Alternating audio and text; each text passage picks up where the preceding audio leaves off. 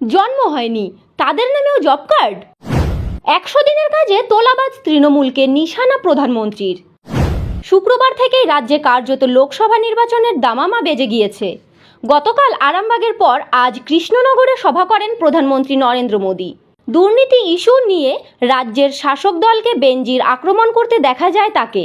মোদী বলেন, তৃণমূল শাসনে চোখের জল ফেলছে মা মাটি মানুষ। কৃষ্ণনগরের সভা থেকে প্রধানমন্ত্রী বলেন, 100 দিনের কাজ প্রকল্পে কমপক্ষে 25 লাখ ভুয়ো কার্ড তৈরি করেছে রাজ্য। জন্ম হয়নি তাদের নামেও কার্ড বানানো হয়েছে। বহুদিন ধরেই কেন্দ্রের বিরুদ্ধে বঞ্চনার অভিযোগে আনছে তৃণমূল কংগ্রেস। 100 দিনের প্রকল্পের টাকা কেন্দ্র দিচ্ছে না, এই অভিযোগও শোনা গিয়েছে। তবে কেন্দ্রের তরফ থেকে সাফ জানানো হয়েছে, রাজ্য এই প্রকল্পে ইউটিলাইজেশন সার্টিফিকেট দিচ্ছে না। পাশাপাশি সিএজি রিপোর্টেও সমস্যা আছে। 100 দিনের প্রকল্পের টাকা রাজ্যের জন্যই দেওয়া যাচ্ছে না বলে জানায় কেন্দ্র। আজ কৃষ্ণনগরের সভায় প্রধানমন্ত্রীর গলাতেও শোনা গেল একই সুর। মোদী বলেন, তৃণমূল শাসনে মা মাটি মানুষ কাঁদছে। তৃণমূল মানেই অত্যাচার, বিশ্বাসঘাতক, পরিবারবাদ, দুর্নীতি।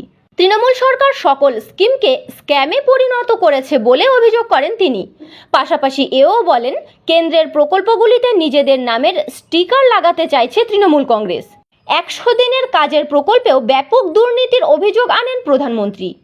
তিনি বলেন, যাদের জন্ম হয়নি তাদের নামে জব কার্ড বানানো হয়েছে। বাংলায় প্রায় 25 লক্ষ ভুয়ো জব কার্ড বানানো হয়েছে।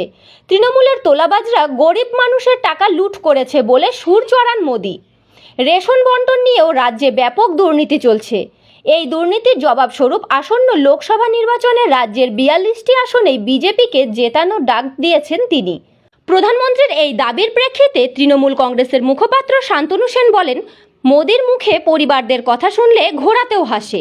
পশ্চিমবঙ্গের নারী ও শিশু কল্যাণ মন্ত্রী শশী পাজার দাবি সম্পূর্ণ মিথ্যে বলেছেন প্রধানমন্ত্রী।